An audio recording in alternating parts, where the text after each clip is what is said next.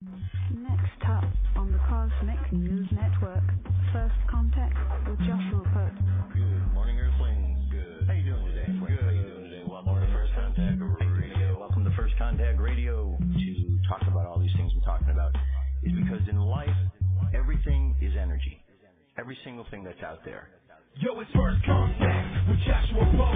He's the man on the mic, just in case you didn't know it. Covering news from all around the globe, from the weather and space to UFOs. We'll talk politics and make you open your eyes. Conspiracy theories and government lies. We'll dig it all up and try to find the proof. Cause it's time to demand the truth. It's time. First Contact Radio. We have arrived. First Contact Radio. We have arrived. First Contact Radio. It's time to demand First Contact Radio. We have arrived. First Contact Radio. Good morning, Earthlings. Welcome to the Friday show. We've made it to the end of the week. Today is 23rd of January. We have a sun sign, Pisces, Aquarius, moon sign in Pisces.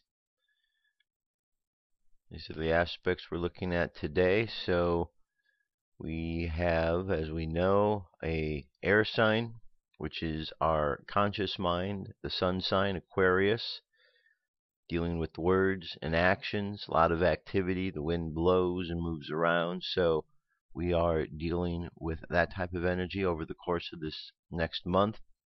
And then the moon sign, Pisces, like yesterday, is a sign of emotions, feelings. So we're learning to process.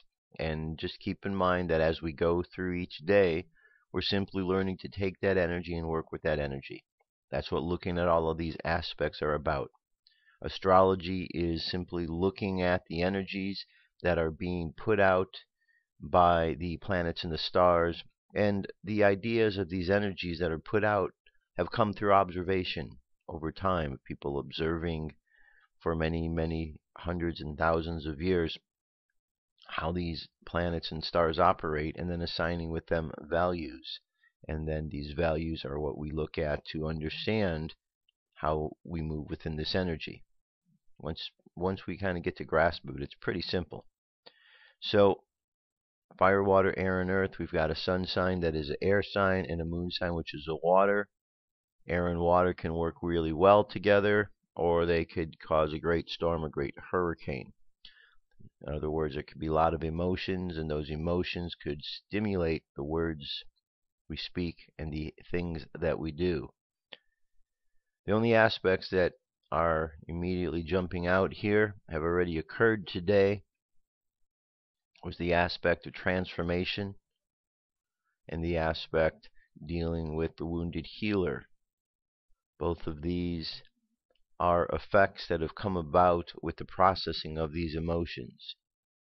The wounded healer, it's very important that we don't feel like victims of all of the emotions that are happening around us, but that we learn to heal ourselves so that we could be more emotionally fulfilled.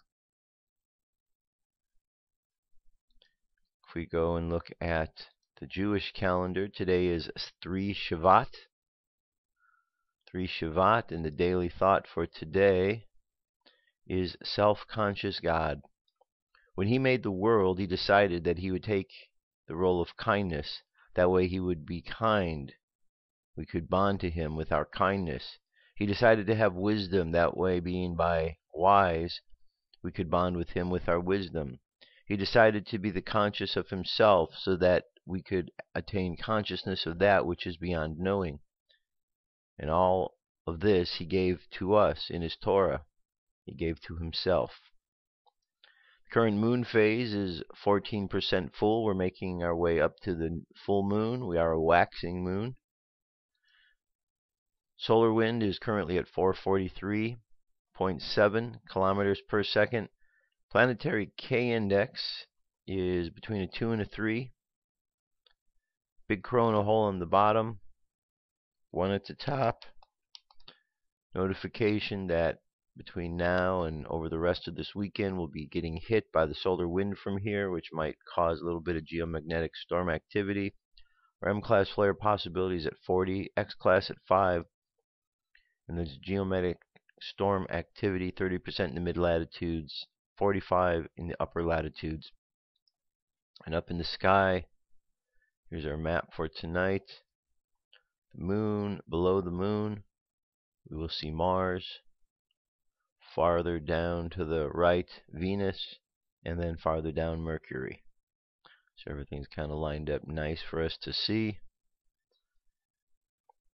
Says the moon will dim Mars and bright Venus form a diagonal line in the west twilight as shown above. You can still detect Mercury. It's been fading fast.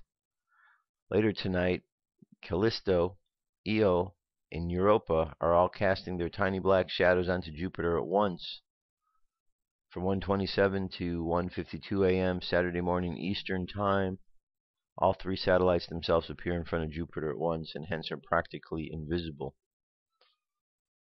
Okay, if you want to see that, you got a link here to the Griffith Park Observatory to check that out. Otherwise, that's our cosmic weather for today. UFO News is up next.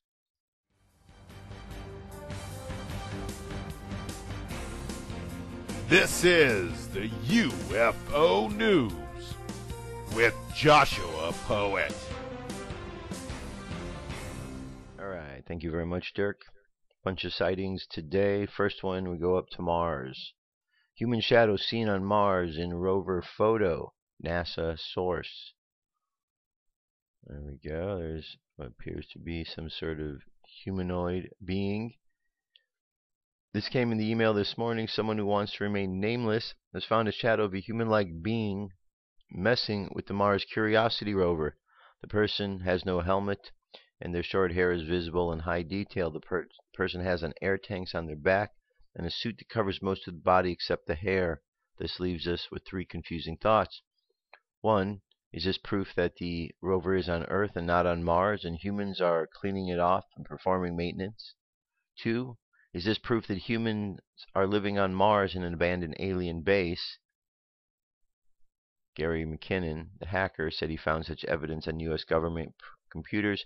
And third, is this proof that aliens are messing with the rovers? What we do know is that this is a real situation that NASA will not talk about, so it's up to the public to find the evidence and bring it to the attention of the rest of us. Very interesting indeed that is what is seen there.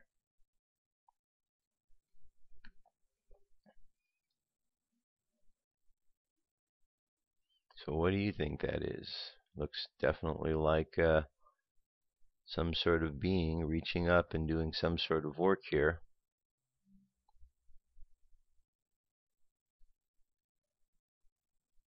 And it does look like there's like the hair,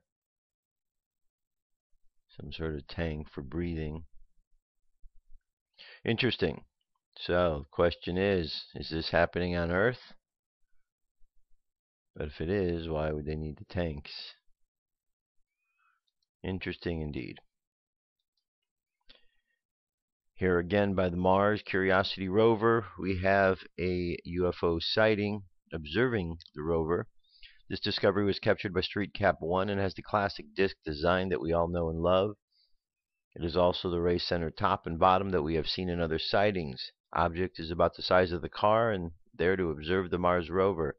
This is not only proof of alien life, but proof that the rover is actually on Mars. It's hard for us to believe NASA 100% when they have been caught in so many lies with tens of thousands of UFOs and structures found in NASA photos over the last 3 to 4 decades. Do I believe the rover is on Mars? Well, yes, I do believe the rover has recorded close-up alien structures and life forms, which are photos and videos that they hide from the public. Yes, of course they do. There are all kinds of people on this planet. Some are sensitive and would overreact, causing chaos. Fear breeds fear. It also gives the governments that know and communicate with aliens an advantage by making trade agreements with them before their nations know about such discoveries. Governments like the status quo. Okay. Interesting indeed. Group of astrobiologists say they found evidence of alien life. The ghost particle is what we're talking about here. Researchers believe the proof of the existence of alien life has been discovered with the discovery of a ghost-like particle taken from a number of miles from Earth. Daily Express released an image of this specter-looking particle. Guessing this is it here. From a team of astrobiologists at the universities of Sheffield and Buckingham, 10 microns in width or around as thick as a single strand of human hair. The particle looks like a wisp of smoke or a chiffon scarf. Professor at the University of Sheffield, Milton Wainwright, theorizes that the ghost particle is a living balloon that held alien organisms at some point. Wainwright also believes that the particle, which is likely in its deflated state, could be inflated using gases that are lighter than air by these organisms. The scenario allows the particle to float in the air or the seas of unidentified environments. Very interesting. We have this out there. The ghost particle. UFO sightings in Bermuda. Bermudan flying saucers have long been associated with each other, and the truth is out there. On the internet, nearly 130,000 pages of declassified files from legendary Project Blue Book, the U.S. Air Force initiative to investigate reported UFO sightings, went live online at the Black Vault website. Included in the online archives are files on UFO sightings reported from Bermuda. Perhaps the most famous Bermuda sightings happened on July 20th, 1949, when a brilliant object that was spherical in shape, reportedly seen by Paget architects, streaking across the horizon in the island heading south. From the garden of a South Shore house, the architect and his wife and 2 friends observed the mysterious object for 5 minutes. According to the files from Project Blue Book, the sphere was found decreasing in velocity, suddenly going straight up and disappearing in a matter of seconds. A U.S. Air Intelligence report on the UFO sighting dated 11 July concluded that an accurate estimate of the altitude or speed of the object was not possible because of the object's shape, but based on its position in relation to its cloud banks, experts estimated it to be between 100 to 10,000 to 15,000 feet above the ocean's surface. In January 1956, a crew of Danish freighter in the waters southeast of Bermuda claimed to have seen a round bright object falling towards the Earth. The Danish seamen initially thought it was a shooting star. However, the witness saw it and stopped abruptly, hover, and then suddenly changed direction. Okay, let's move on from here. This one from Project Blue Book, 7 tips for hunting UFOs, based on the Project Blue Book file.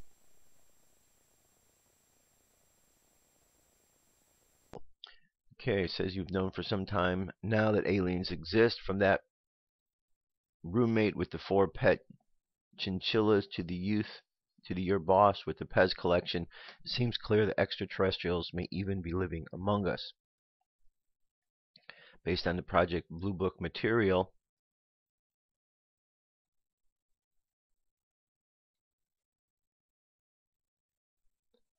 that has been consolidated and put online for free here, tips for spotting UFOs.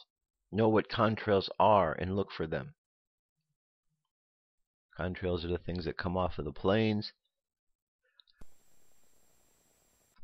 It's important to recognize that there's a difference between contrails and chemtrails, which are being put out longer. Chemtrails last, contrails that dissipate. Have a buddy or 2 back up your story. Check for hovering and a bluish glow. Observe whether these seems to be a flame with a cylindrical shape. Be on the lookout for V-shaped information. Notice whether the light moves erratically or fades from view. And don't act so weird that investigators decide further contact with you is not advisable. Okay, there's some good evidence from Project Blue Book. Black helicopters. These are all part of the story that goes with UFOs. So what exactly is the strange Enigma, commonly known as the black helicopter phenomena, or BHP for short? For decades, these strange unmarked aircraft have been seen flying through the air in a number of countries, including the USA, France, and the UK. I was once fortunate enough to see 3 of them myself. Nothing is known about the origin of black helicopters or their purpose, although rumors abound. One common denominator is that none of them seem to bear the legally required registration marks, which in itself is disturbing. So just what do we know about these black helicopters? Well, we know that although they can appear at any time of day or night, and the most popular time seems to be around dusk. Often they will travel in flights 2 or 3, although on some occasions they have up to 20 reported. Sometimes they will fly at high speed on a straight trajectory. On other occasions they will circle a specific area as if looking for something. Another observation made by witnesses is they often travel at very low altitude, sometimes only 50 feet or so above the ground. Some helicopters have said that as soon as they try to phone the police, the helicopters fly off at great speed, as if they knew that the witnesses were about to do, even though that they were indoors. One interesting fact is that black helicopters have been known to harass UFO investigators. Some of these craft are reported to have strange appendages or devices attached to them that even aviation experts are at a loss to explain. Sometimes they will emit a strange noise which sounds like loud static. There's no doubt that some black helicopter sightings are connected with covert military activity, although for obvious reasons this is often denied. However, other sightings indicate that something far, far stranger is going on. Black helicopters are often seen over areas where cattle mutilations have taken place, and few investigators now doubt that two phenomena are intrinsically connected. An interesting look at a video said to have been shot in Argentina in 1983 called what looks to be a cow being levitated off into the sky underneath a saucer-shaped UFO. No black helicopters, but quite a mystery it was until the true surface. It was actually a segment of unused footage from an advertisement for a Chinese dairy farm, which you can see here. The black helicopter phenomena is no hoax, as thousands witness to it will testify. Okay, more than an article. Leave it for you to read. Here's a sighting which took place over New York. Clear daytime footage. Huge striped cluster of orbs, cylinder shape with white sphere. Watch the Boeing movement. Interesting looking object. Looks like a big candy cane floating through the sky. 6 minutes and 32 seconds is the length of this video of this weird looking candy cane flying over New York. Interesting. Candy canes over New York. Okay, moving on. Here we have a sighting that says Oregon witness at Canopy was reminded of the 1997 Phoenix Lights case when he saw 5 lights crossing the sky in V formation January 20th, according to a testimony in the MUFON database. The reporting witness describes being in the backyard attempting to see Comet Lovejoy when the object first came into view. I was sitting in a zero-gravity lawn chair with a patio steel chair sitting in front of me to steady my binoculars for better viewing of the comet. I could see the satellites and airplanes, but no comet. Frustrated at not seeing the comet, his girlfriend came outside to join him. Obama was giving a speech and talked about 2 years of free college. I shrugged her comments off and expressed my frustrations with not being able to find this comet, pointing out where I believed it was and where I told her it would be, pointing things in the sky. I pointed out the star formation Pleiades, then I moved out a satellite close by and started scanning the sky for more things I could point out to her. But then the unusual object was seen. Gazing to the northwest, something caught my eye. My thought process went as follows: satellite shooting stars to an actual object bigger than I had ever seen before. The witness screamed to his girlfriend to look at the object. I was seeing 5 lights in a V-shaped pattern closely, followed by 6 or 7 lights of the same frequency and size. The V-shape one was a single large object, dark enough to see through the clouds and blocking starlight as it passed. It was amazing and short-lived. The witness then remembered that they were holding binoculars, raised them for a better look, but was unsuccessful. The lights were dim, but put off a haze or a slight glow. It was fast, and there was a plane just below the object as it passed. Don't get me wrong, the object was nowhere near the plane and traveled at a much faster pace. Man, the V-shape was jaw-dropping and when I could make out the full object, I couldn't make out what the other lights were, but just lights traveling at the same pace not far behind. Okay, very interesting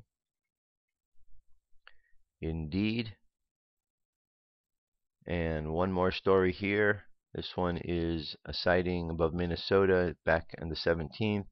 My friends and I were in shock and awe when this incredibly huge flying saucer glided by our hotel room in Hilo, Hawaii. I was visiting from Minnesota with my college friends during school project.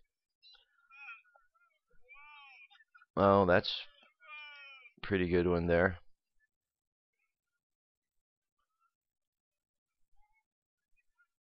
Interesting indeed. 1 minute 17 seconds if this is real.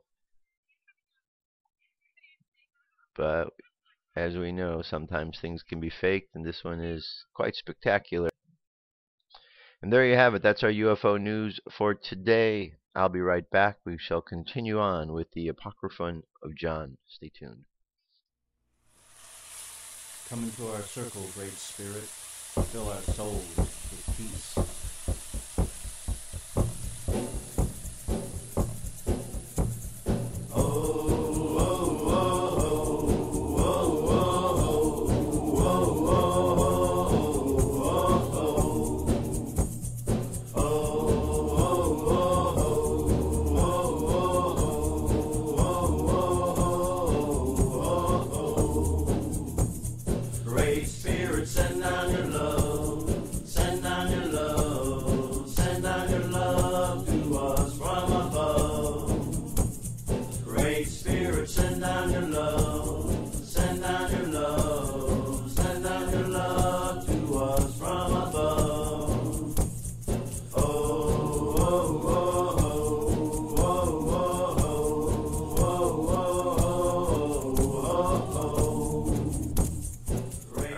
Continue on. So yesterday began the first of the text from the Nag Hammadi findings, the Nag Hammadi Library. This one is the Apocryphon of John, or the Secret Book of John. So as we've seen and heard thus far, it gives an account of the creating of the universe and how along the way there was this being that became created, the Archon, also known as the authorities. Jesus refers to them. And so we're going to continue on where we left off. And having created everything, he organized according to the model of the first eons which had come into being, so that he might create them like the indestructible ones, not because he had seen the indestructible ones, but the power in him, which he had taken from his mother, produced in him the likeness of the cosmos. And when he saw the creation which surrounds him, and the multitude of the angels around him, which had come forth from him, he said to them, I am a jealous God, for there is no other God besides me. But by announcing that, he indicated to the angels who attended him that there exists another God, for if there were no other God, of whom would he be jealous?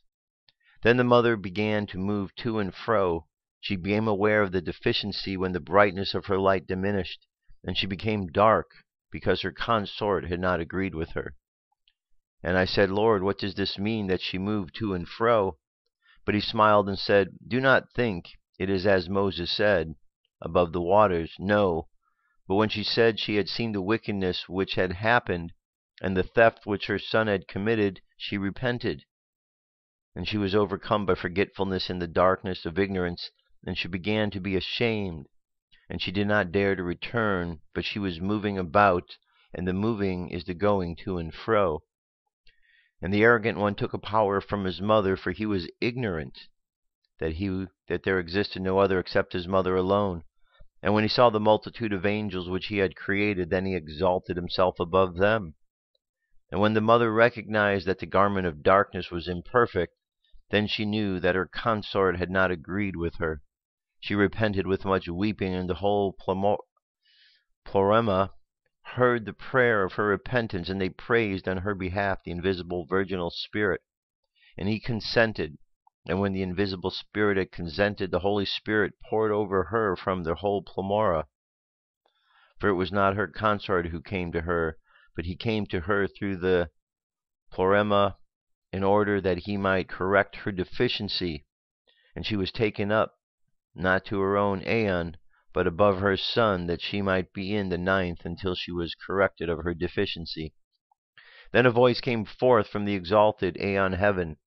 The man exists, and the Son of Man, the chief archon, Yaltabaoth, heard it, and when he thought that the voice had come from his mother, and he did not know from where it came, and he taught them, the holy and the perfect Mother Father, the complete foreknowledge, the image of the invisible one who is the Father of the all, and through whom everything came into being, the first man, for he revealed his likeness in a human form. And the whole aeon of the chief archon trembled, and the foundations of the abyss shook, and the waters which were above matter, the underside, was illuminated by the appearance of his image, which had been revealed.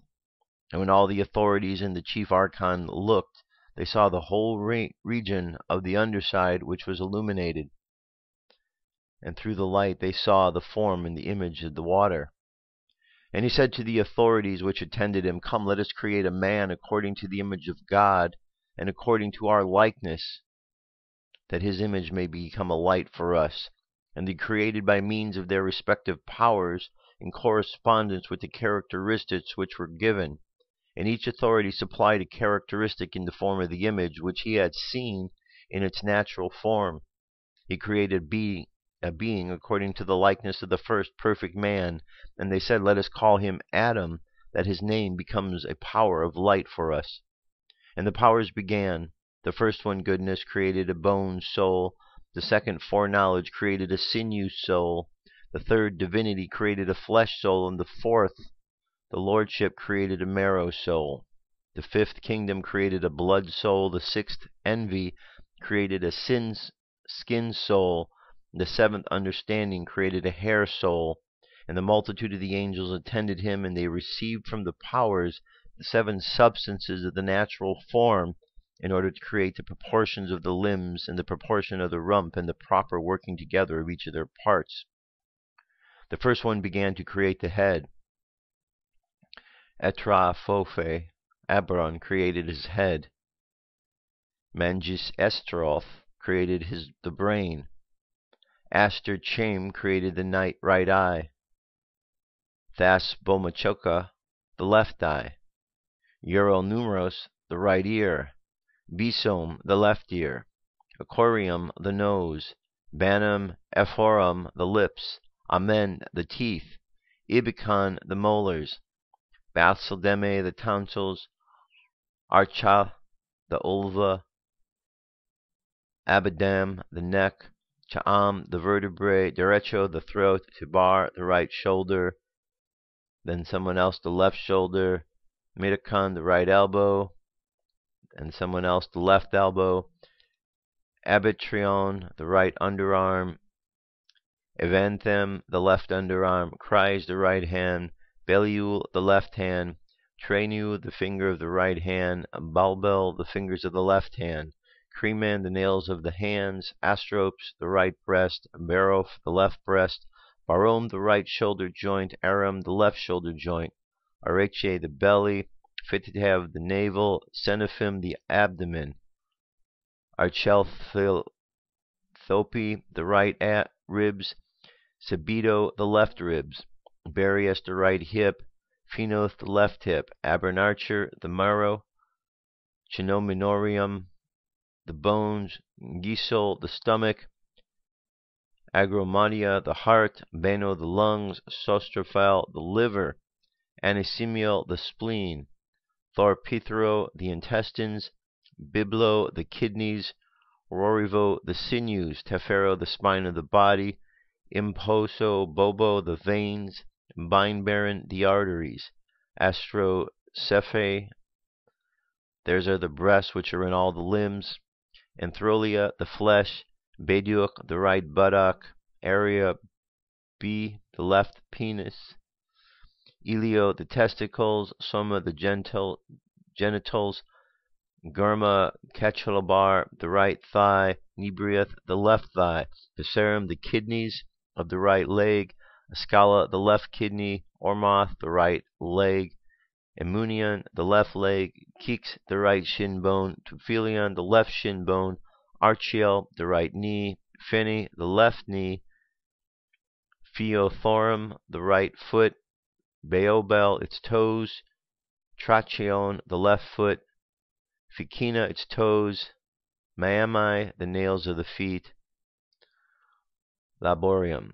And those who are appointed over all of these are Zebaoth, Armas, Kila, Jebel, Sabaoth, Cain, Abel, and those who are particularly active in the limbs are the head, Deel Muldraza, the neck, Yamiax, the right shoulder, Yakub, the left shoulder, Vertron, the right hand, Odudi, the left one, Arbio, the fingers of the right hand, Lampno, the fingers of the left hand, Likafar, the right breast, Barbar, the left breast, Ime, the chest, Pistandrites, the right shoulder, Keode, the left shoulder joint, Odior, the right ribs, Asphyx, the left ribs, Escota, the belly, Arof, the womb, Sabalo, the right thigh, Cherub, the left thigh, Chintian, the genitals, Bananoth,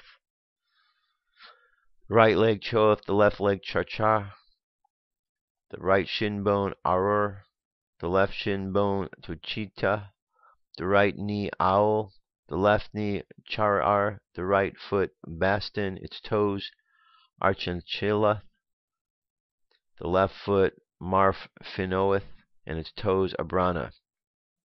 7 powers over all of these. 7 have power over all of these. Michael, Oriel, Asmenidas, Sarfar, Sotiel, Era, Monarium, Rikram, Amaphos, and the ones who are in charge over the senses are Archideka, who is in charge over the receptions, Dithabarathas, who is in charge over the imagination, Uama, who is over the composition, Ara Chiaram, who is over the whole impulse, Riarchamancho. And the origin of demons which are in the whole body is determined to be the 4, heat, cold, wetness, and dryness. And the mother of all of them is matter, and he who reigns over the heat is Phloxpho, Phoa, and he who reigns over the cold is Ororothos, and he who reigns over the dry is Iremacho, and he who reigns over the wetness is Arthuro. And the mother of all these, Onorthocraceae, stands in their midst, and she is illimitable, and she mixes with all of them, and she is truly matter, for they are nourished by her. The 4 chief demons are Ephememphi, who belongs to pleasure, Yoko, who belongs to desire, Nenetophini, who belongs to grief, and Blaumen, who belongs to fear. And the mother of them all is Asthesis Ouch Ephe Poteo. And from the 4 demon passions came forth, and from grief came envy, jealousy, distress, trouble, pain, callousness, anxiety, mourning, etc. And from pleasure much weakness arises, and empty pride, and similar things. And from desire comes anger, wrath, and bitterness, and bitter passion, and unsatedness, and similar things.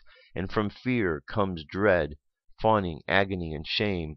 All of these are like useful things as well as evil things, but the insight into their true character is Anaro, who is the head of the material soul, for it belongs with the 7 senses, Ouch Epi Petoi. And the number of the angels together, they are 365. They all worked on it until limb by limb the natural and the material body was completed by them. Now there are other ones in charge over the remaining passions whom I did not mention to you, but if you wish to know them, it is written in the book of Zoroaster. And all of the angels and demons worked until they had constructed the natural body, and their product was completely inactive and motionless for a long time. And when the mother wanted to retrieve the power which he had given to the chief archon, she petitioned the mother father of all, who is most merciful.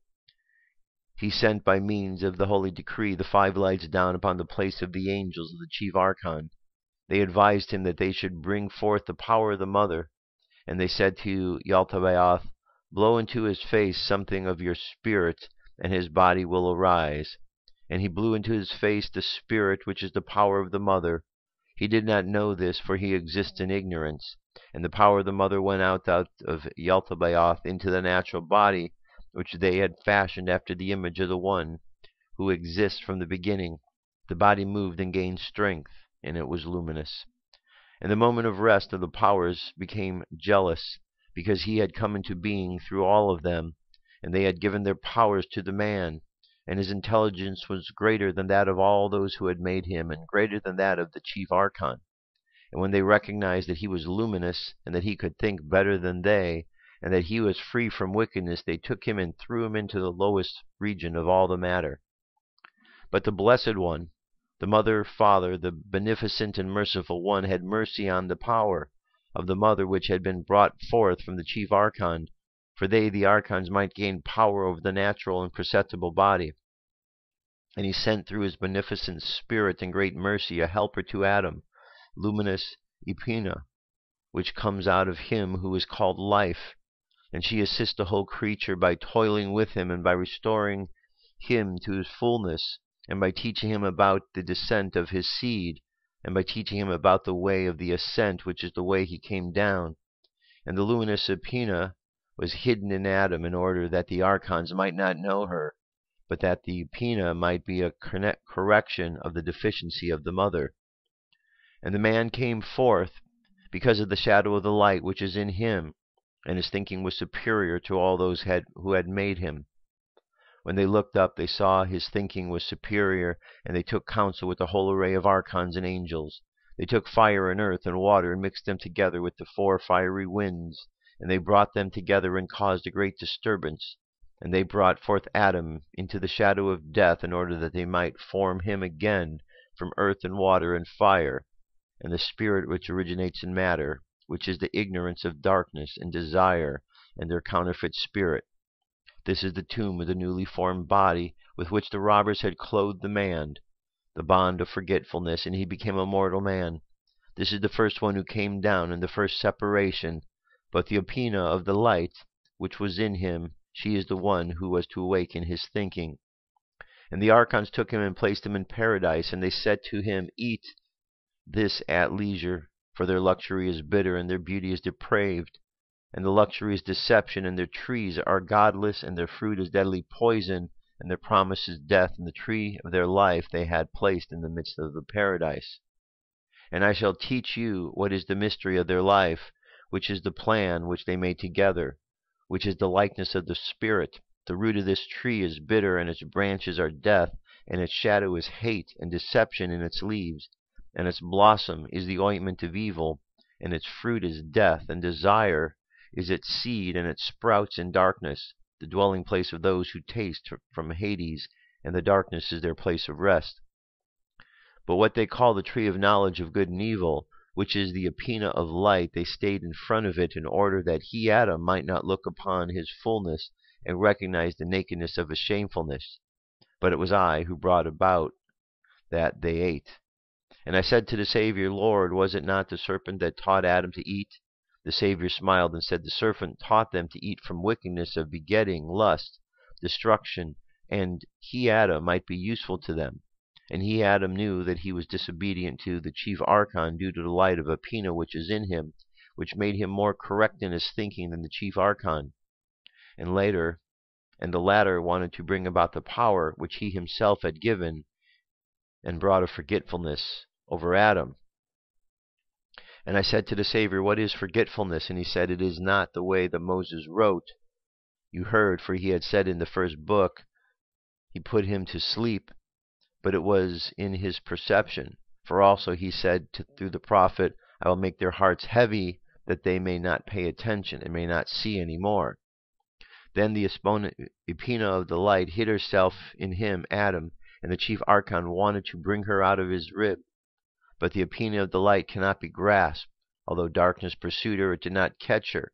And he brought a part of his power out of him, and he made another creature in the form of a woman, covering the likeness of the Epina which had appeared to him. And he brought the part which had taken from the power of the man into the female creature, and not, as Moses said, his rib bone.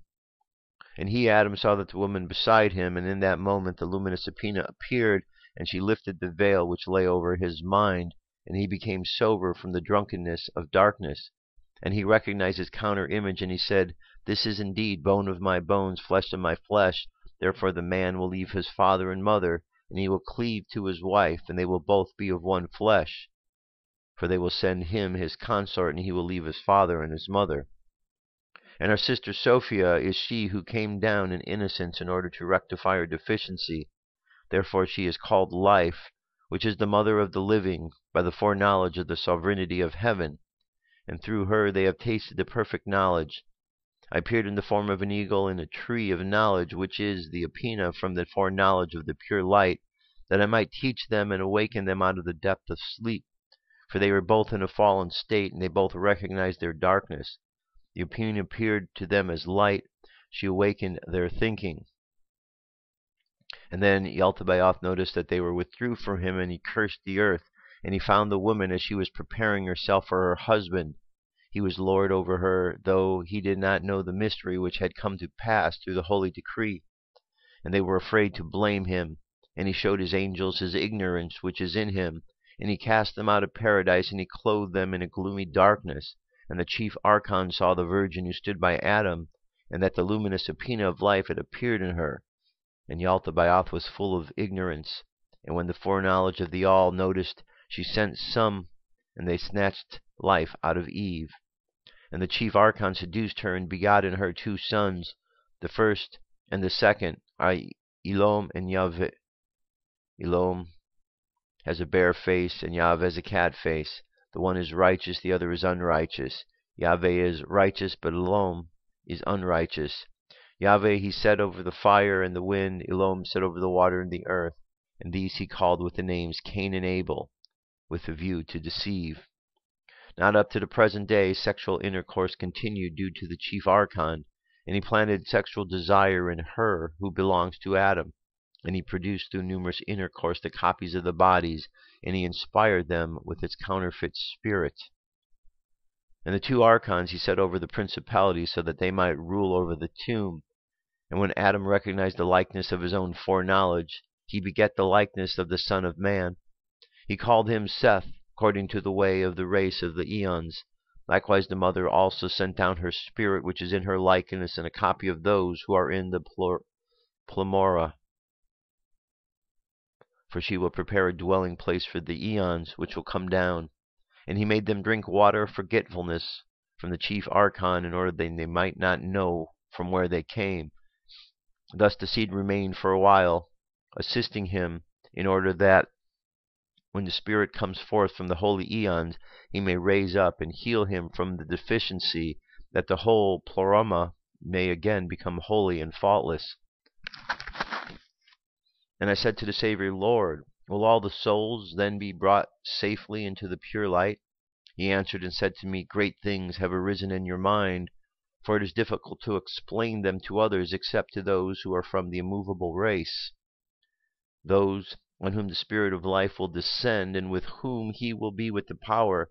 They will be saved and become perfect and worthy of the greatness, to be purified in that place from all wickedness and the involvement in evil, when they have no other care than the incorruption alone, to which they direct their attention from here on, without anger or envy or jealousy or desire or greed of anything. They are not affected by anything except by the state of being in the flesh alone, which they bear while looking expectantly for the time when they will meet the receivers of the body. Such are then worthy of the imperishable eternal life and the calling, for they endure everything and bear up to everything, that they may finish the good fight and inherit eternal life. And I said to him, Lord, the souls of those who did not do these works, but on whom the power of the Spirit descended, will they be rejected? He answered and said to me, If the Spirit descended upon them, they will in any case be saved, and they will change for the better, for the power will descend in every man, for without it no one can stand. And after they are born, then, when the Spirit of life increases, and the power comes and strengthens that soul, no one can lead it astray with the works of evil. But those on whom the counterfeit spirit descends are drawn by him, and they go astray. I said, Lord, where will the souls of those go when they have come out of their flesh? He smiled and said to me, the soul in which the power will become stronger than the counterfeit spirit is strong, and it flees from evil. And through the intervention of the incorruptible one, it is saved and is taken to the rest of the eons.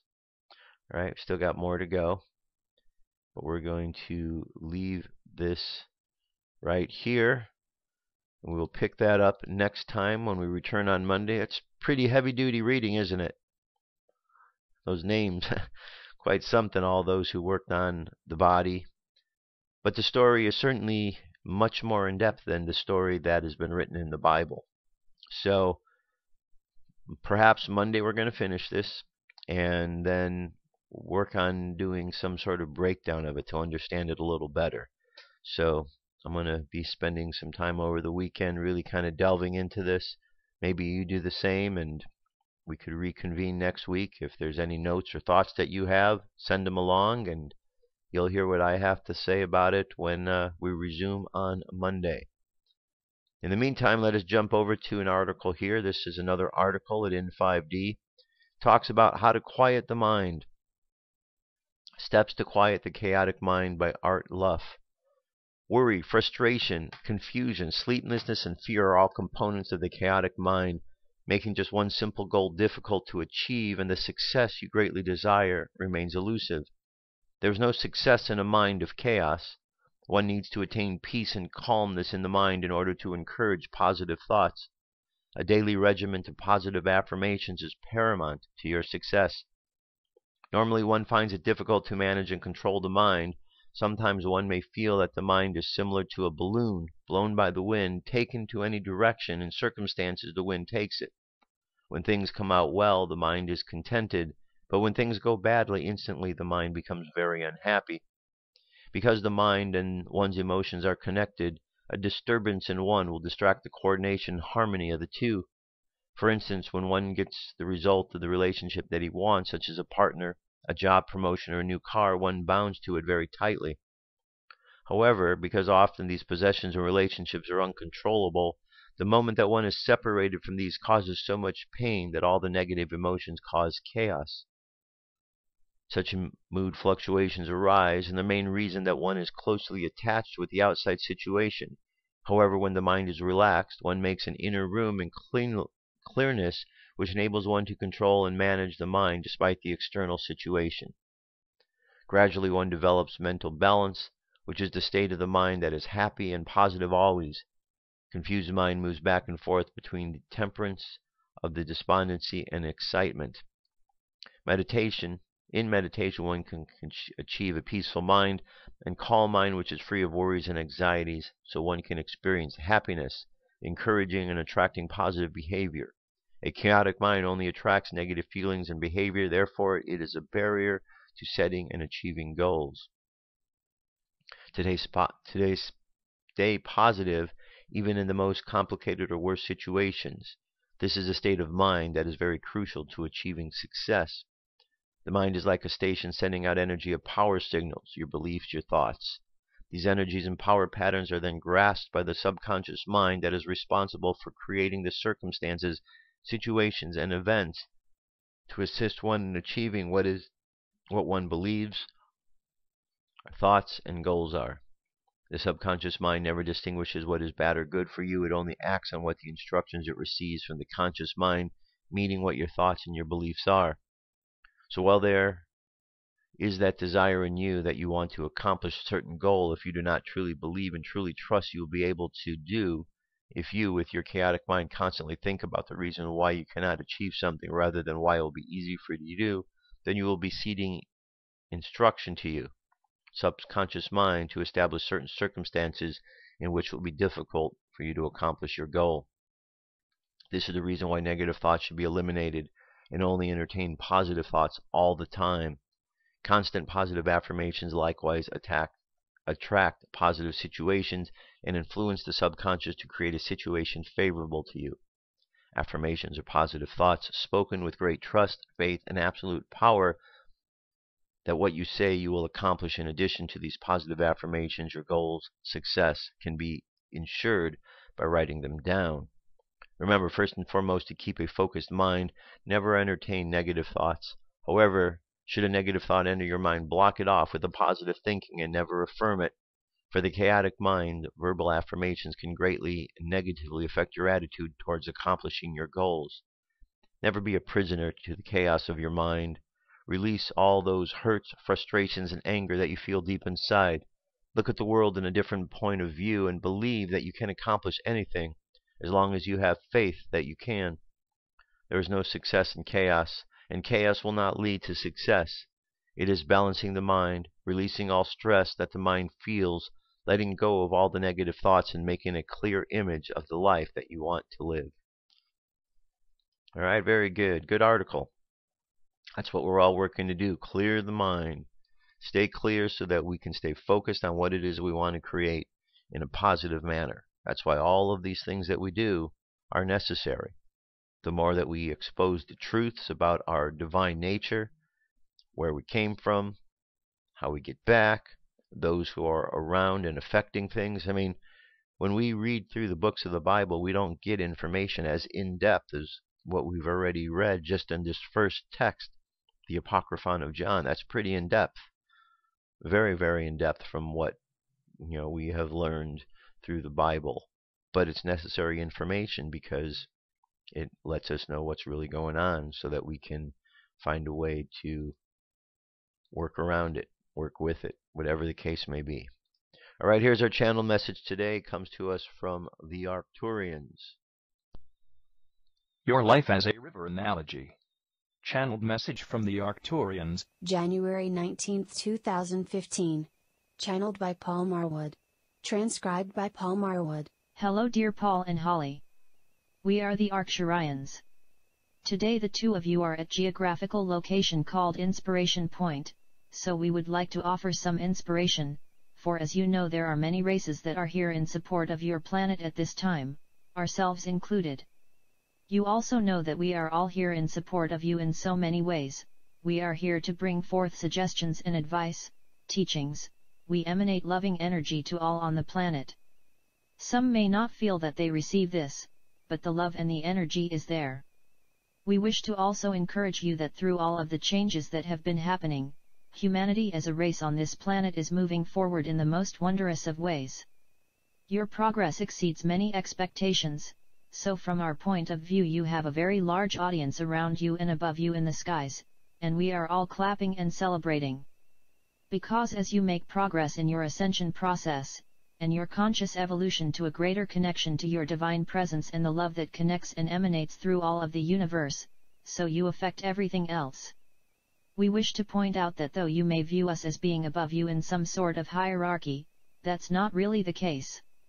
From our perspective we are all part of a greater consciousness that exists in this universe, the consciousness that exists at many levels, the higher dimensional levels and the lower dimensional levels, and all sub-levels in between.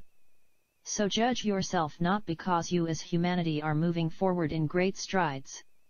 We wish to share a little bit more information about an analogy, an image, which while it may seem simple, is also quite encompassing. We share this with you because we find that in providing simpler examples, it allows the greater audience to clearly understand the message, and it's in that clarity of understanding that progress is more easily made.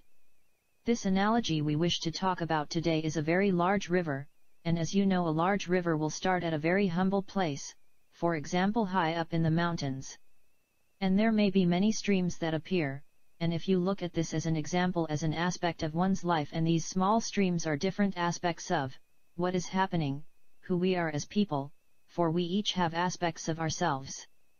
And they merge together to something that is larger, you could call it a small tributary, and as you notice this flow of water is always flowing, it's flowing down towards a destination. Do you think the water worries about the next bend? Do you think the water stops and goes, oh no there is a rock in my way? No, the water flows and flows on, and whenever there is an obstacle, it just simply flows around that obstacle and continues on its journey. And as part of that we wish to encourage you as you meet your challenges, for in this case you could be this tributary at this point, and as you come across a challenge in your life which could be this rock, just like the water, You allow yourself to be open and you allow yourself to flow around the challenge. You open yourself up to solution energy and solutions, and you simply flow around whatever it is that may be appearing in front of you. Remember that there is always a solution to any problem that exists, and as you continue to flow down towards the river, there may be points where the river descends at a greater rate and the flow increases. Think of this as an aspect of your life where you've learned certain lessons and you choose to move to a better place, for you, like the river, are forever changing. And as this water accelerates, it's like you accelerating on your journey, moving closer and closer, more rapidly to your end goal destination. And then there may be times where the water moves to a big open pool-like area, and the water slows right down. But it still flows towards the end goal, the end destination. It may feel a little stagnant at the time relative to the high speed of the water earlier on, but it is nonetheless still flowing to its destination. So when you find yourself in this place where you may feel a little stuck, or life is just stagnating somewhat, think of that as a time where you can just allow yourself some rest, recuperation, review of yourself and the various aspects of your life, and then before you know it you'll be back in the flow again. With the added knowledge of what you had the moment to review and learn, while you were in that semi-stagnant pool. And then you continue flowing forth towards the ocean, and in this analogy we also like to encourage you that, no matter where you are in your journey, if you take a step back and review the river in its entirety, you will see that while the river meanders one way and finds that it may be slightly off course, it then meanders back and then continues on its course to the ocean. While there may be some winding on the journey, it still nonetheless ultimately makes its way to the ocean and achieves its end goal.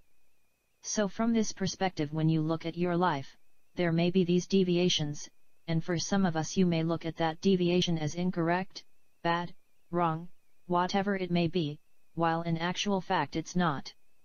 It's simply just a minor detour, and as you notice this, the path simply comes back on track again and then you continue on your way.